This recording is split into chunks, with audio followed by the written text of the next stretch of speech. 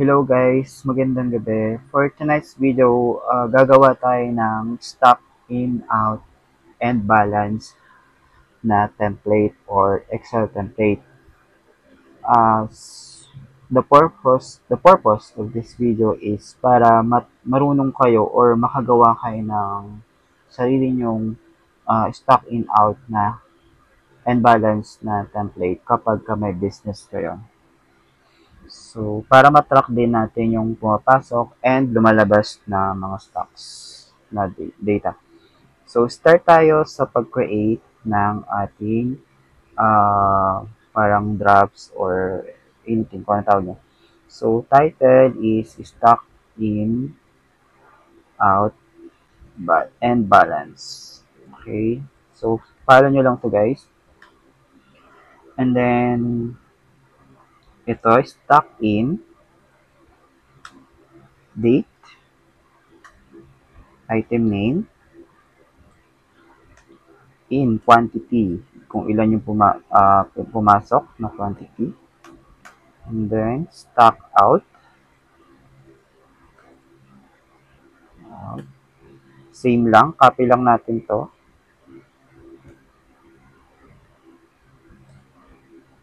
And then, stock balance.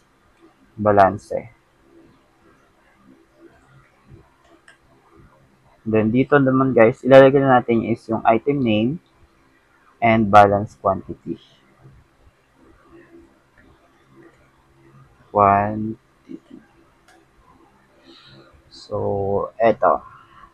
So, tapos na yung ating mga column headings. So, pagandahin na lang natin siya para naman maganda siyang tingnan. So bakit ako nag-start dito sa B1? Wala, gusto ko lang and maganda lang kasi lagi na-start sa B column.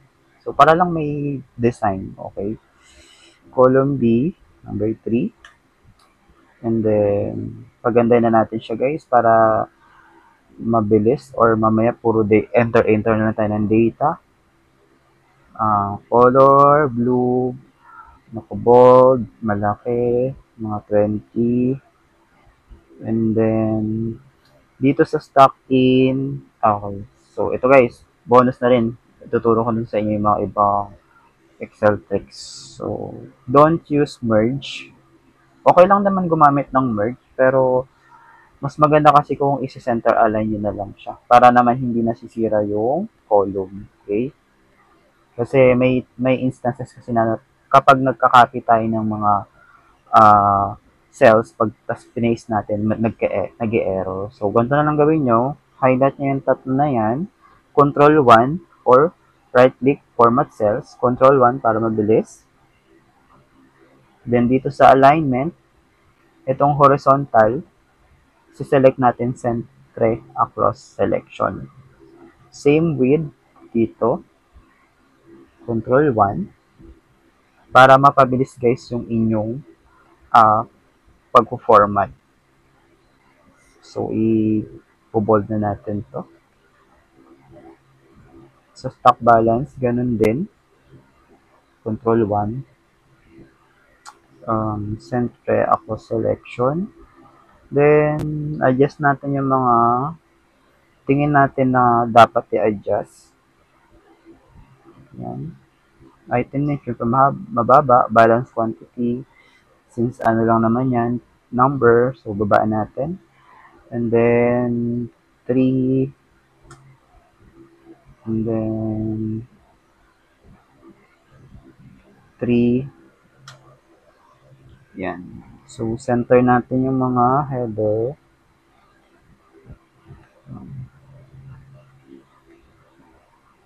Maganda kasi guys na nilalagyan na agad natin ng design para maganda siya tingnan.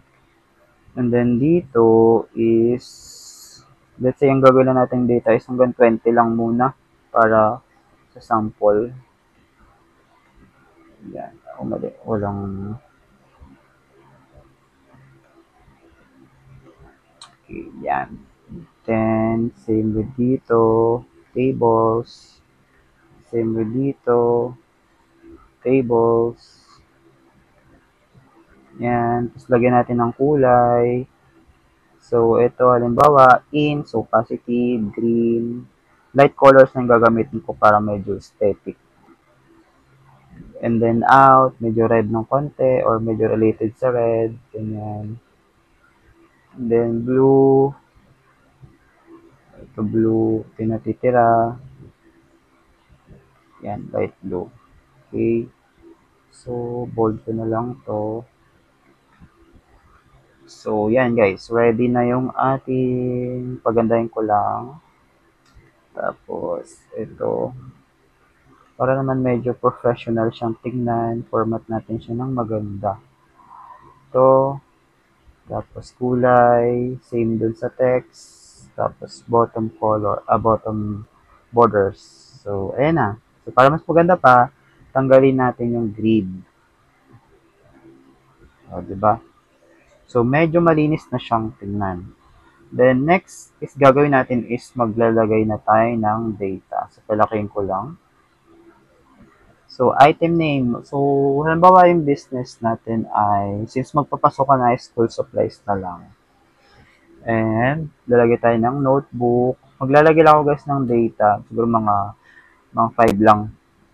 And then, pentel pen. Marker na lang, marker. Marker. Ball pen. Tapos, stapler. Glue. Ilan na yan? 5. So, okay na siguro yan. 5. And then, maglalagay na tayo ng data sa ating mga stock in. So, format ko lang to guys, yung date, yung mga date natin. Into short date. Check natin na yung format. Gusto ko is buong year. So, ito, buong year, ito, 2012. Same din dito. So, copy-paste na lang natin. Control-C. Select yung buong cells, buong range. Control-1. Ay, Control-V. Control, ano pala, sorry. Okay, mali ito. Paste special. Tapos, formats. Formats. Tama. Formats. So, naka-date. So, diba? So, same lang ng format. Okay. Okay. Adjust natin na konti. So, next step natin gagawin is maglalagay tayo ng data validation para lang accurate yung tawag dito, entry natin tsaka computation.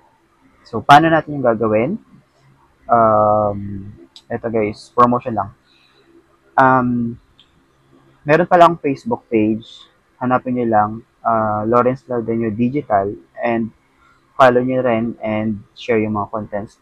Nagsishare ako doon ng mga free tutorial na materials. Yung mga slides, pictures, with samples yon na pwede nyong basahin, sundan, and pag-practicean. So, nagpo-post din ako sa TikTok. Same lang, Lawrence Laudenio Digital, ng mga materials. And madali lang sundan yung mga samples and sana magustuhan nyo siya. Okay? So, enough. And then, paano pa tayo maglagay ng data validation? Simple lang, highlight nyo lang yung range ng cells na gusto nyo magkaroon ng data validation. And then, punta kayo sa data. And then, hanapin nyo lang yung data validation. Ito. And then, dito sa allow, yung any value, palitan lang ng list. Okay? And then, dito sa source, click nyo yung, lagay nyo yung arrow dyan, then click nyo to para ma-hide. And then, select nyo lang yung mga data na pagkukunan niya. So, dito sa atin is 5. So, pag nag-add kayo ng another item, palitan nyo lang tong 9 ng 10. Yan. O kung napuno na yan, palitan nyo ito ng 20. So, para lahat ng nandito is lalabas dito pag nag-select sila ng drop-down list. Okay. So, since sa sample natin, sample lang naman to, hindi ko na babaguhin. So, ano rin purpose nitong dollar nito Ibig sabihin yan guys is absolute reference. Ibig sabihin, nakalock yung mga cells na yan. Okay? Hindi yan mababago. Yung J5, still J5, constant na yan. J9, yan. Yung J9, constant na din yan. So, ang ibig sabihin lang yan, kapag kinapin natin, kapag ito, kinapin natin dito, J5 at J9 pa rin yung magiging value dyan. Unless tanggalin natin yung, na yan, dollar sign na yan. So, isa rin yun. Kapopost ko lang nitong week ng tutorial about sa cell references actually kagabi. Kanina ko lang pinost. So, visit nyo na lang sa Facebook page ko. May mga samples na yun. And then, pindutin nyo to. Tapos, okay. So, mapapansin nyo nagkaroon ng drop-down list. Kumbaga, kung ano yung data dito, yun lang yung lalabas dito. So, ginagawa natin to para hindi or maging accurate yung mga entries. Hindi siya magulo. I mean, pag mali kasi dito, syempre, mali na din yung magiging reference ng ating formula. Okay? So, ang gagawin next dito, para nila maulit, Control-C na lang. And then, select natin hanggang baba. And then, paste special. And then, validation. And then, okay. So, next natin is maglalagay na tayo ng data sa stock in. So, ibibase ko na lang yung date today, 23, 2024. Mali, 2024. Item name, halimbawa notebook. Then, stock in natin, halimbawa 100. Tapos, another shortcut keys, Control D para makopya yung cell value sa taas. And then, select. And then, let's say, 50, 90 na lang. 90. Tapos, Control D. Tapos, ballpen, let's say, 30. Control D ulit. And then, stapler, mga 20 lang. And then, Control D. And then, glue, mga, lang, 15. So, yan. Sa stock in, stock out, maglalagay tayo date. Hanggang today lang din. 23, 2024. Anong item? Let's say, may bumili ngayon. Or may nailabas na stock. Sabihin natin, may kumuha lang ng mga 20. Yan. So, may data na tayo. So, dito, maglalagay tayo ng formula. Okay? So, itong formula guys is ilalagay ko na din dyan sa comment or sa description or sa comment section pwede din. So, remember, kapag enter tayo ng formula, laging may equal sign. So, tinitreat yun na Excel na kapag nag-start sa equal sign, yan ay formula. Okay? So, ang gagamitin nating formula is SUMIF. So, itong mga formula na ginagawa ko, meron ako nitong post doon sa Facebook page ko. Search nyo na lang. Yun yung parang 20 must know Excel formulas. So, browse nyo na lang doon sa Facebook page ko. And then, tab. So, range. SUMIF. Ano yung range na kukunan niya ng pagbe-base niya? So, ito. Si notebook. Diyan siya kukuha ng data. Ano yung criteria? Ito. Si notebook. Yan. And then, ito pala guys, wait. Ilalock natin to guys para hindi siya magalaw. Kasi pag nag-copy-paste, pag nalipat kasi yung formula, nalilipat din yung reference. So, paano tayo mag-lock ng reference? F4 lang sa keyboard. Tapos, ito din. I-lock natin pareho. Yan. So, para nakalock siya. Okay. Ano yung criteria? Notebook. Kasi itong nandito, hanapin na dito. Okay. Sum range. Ano yung range na isa-sum niya? Ito. Si quantity. Yan. Okay. So, close na natin. And then, ililas lang natin yung mga lumabas na stock. Okay. So, this time, gagamit ulit tayo ng SUMIF. Okay. Sum range. ano yung range na pagbe-base niya. Ito, ilalak ulit natin, F4, and then comma, and then criteria, notebook.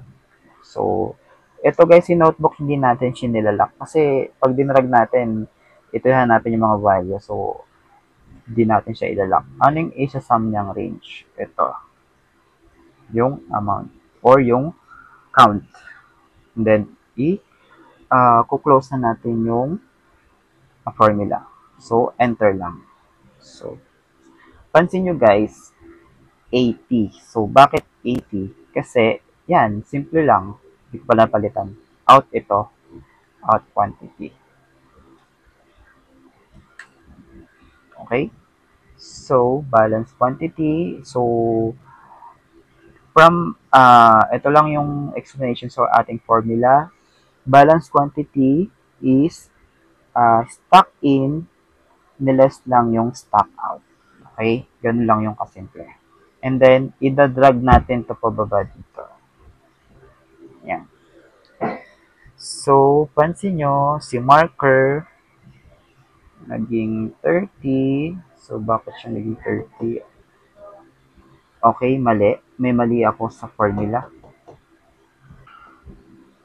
Sorry guys, medyo may ano lang sa labas. So, may mali ako sa formula. So, hindi ko na-lock yung cells. Okay. Ito yung hindi ko na-lock. So, kaya,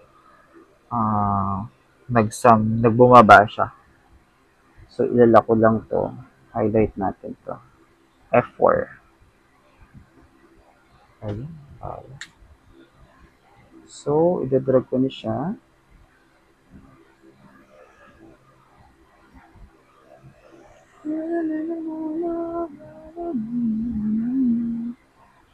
So, may mali pa uli. Ito, hindi ko rin na-lock. Dapat guys, naka-lock din ito. So, ulit.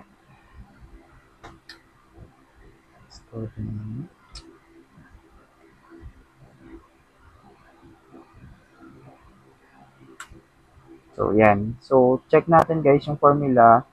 Naka-lock yung ito. Itong si C5, naka-lock dapat yan. Tsaka itong si column, naka-lock din dito. And same with dito. So, drag na natin to baba. Ano naman to? Okay. So, yan. Okay na yung ating tawag dito. Formula.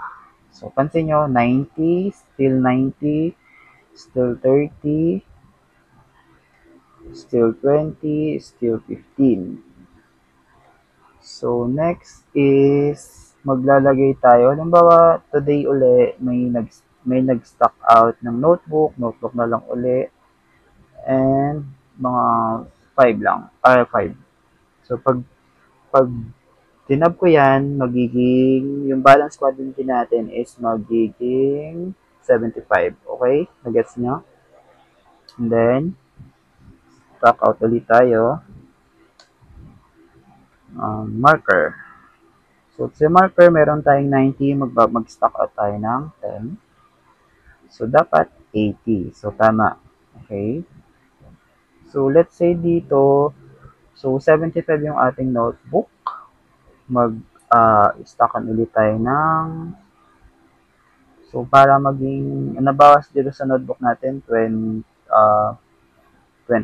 So, ano ba mag-stock ulit tayo para maging 125. So, yun. So, napapansin nyo guys, nagbabago siya. Okay? So, ganun lang siya kasimple. And kung gusto niyo itong template na ito, ilalagay ko yung sample worksheet dyan sa description. And kung gusto niyo ng mas advanced na file, ilalagay ko siya sa aking shop. Okay? So, doon pwede nyong bilhin yung magandang template or professional looking na template. So, yun guys. Don't forget to follow my YouTube channel para always kayong ma-notify kapag meron akong bagong upload na video tutorial about Excel. And, syempre, follow nyo na rin ako sa aking mga social media accounts na nakalagay dyan sa aking YouTube channel na About section. Okay? Thank you guys sa panonood, and sana makatulong itong video tutorial sa paggawa or sa inyong business. Okay? Thank you and good night.